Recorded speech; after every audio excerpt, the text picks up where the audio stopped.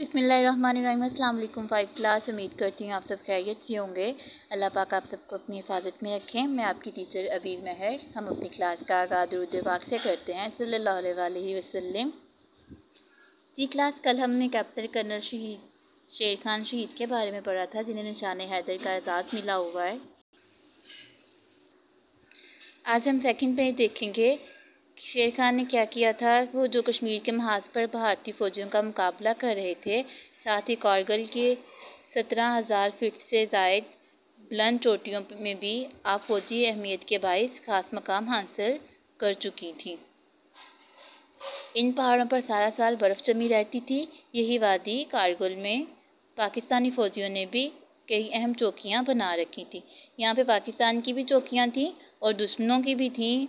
और जो चोटियां बर्फ़ से ढकी हुई थी, वहाँ पे चौकियां बनाना आसान काम नहीं था। मौसम के हालात में कुदरती रुकावट थी। अब यहाँ पे रुकावट उसे मैंने अंडरलाइन किया हुआ है, ये आपने इमला करनी है। मुजाहिदीन और फ़ौजियों ने इन दुश्वार हालात में भी बर्फ़ानी चोटियों में 5 चौकियाँ कायम की। कितनी चौकियाँ कायम की?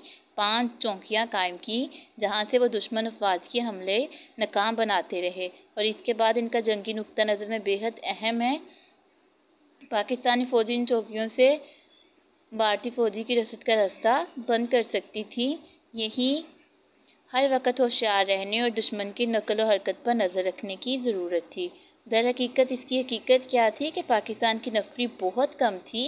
इस कमी का अजाला करने के लिए वो क्या करते थे? अहम ठिकानों पर हमला करके तुस निशान लगाकर दुश्मन को भारी नुकसान उन्होंने पहुंचाया था। इनमें अहम चौकियों की निगरानी की जिम्मेदारी किसकी थी? कर्नल शेर खान उनकी थी, जो मुसलसल चौकस रहते थे। चौकस, चौकन्ना रहना, खबरदार रहना। वो कई रातें सो भी नहीं सके थे। उन्होंने क्या किया था कि 5 चौकियाँ दुश्मन के लिए नाकाबिल तस्कीर बनी हुई थी। शेर खान ने इनके सिपाहियों ने दुश्मन के कई हमले नाकाम बनाए थे। एक रोज़ भारतीय फ़ौजी जो बटालियन नफरी के साथ कर्नल शेर खान की चौकी पर कई जानिब से हमलावर हुए और इन्होंने कितने गोले बरसाए? 12,000 से ज़ायद गोले बरसाए। और यहाँ पे इसे अंडरलाइन किया हुआ है। दुश्मन को शदीद हमला कर्नल के लिए बहुत बड़ा चैलेंज था और उन्होंने क्या किया कि इनकी चौकी पर कब्जा कर लिया था।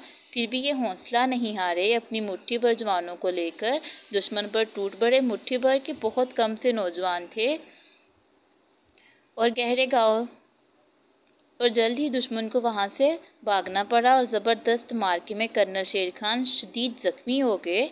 और यहाँ पे शदीद ज़ख्मी को अंडरलाइन किया हुआ है। ज़ख्मों और गहरे गाँव ने इन्हें निडाल कर दिया कि जिसके बायस शेर खान अपनी जीती हुई चौकी पर 7 जुलाई 1999 को जामे शहादत नोश कर गए।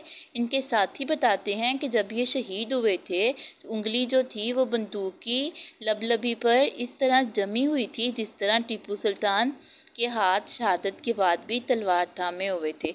जी क्लास, इससे जो वर्ड आपके अंडरलाइन किया, आपने इसकी इमला जो है वो याद भी करनी है और अपनी नोटबुक पे भी लिखनी है।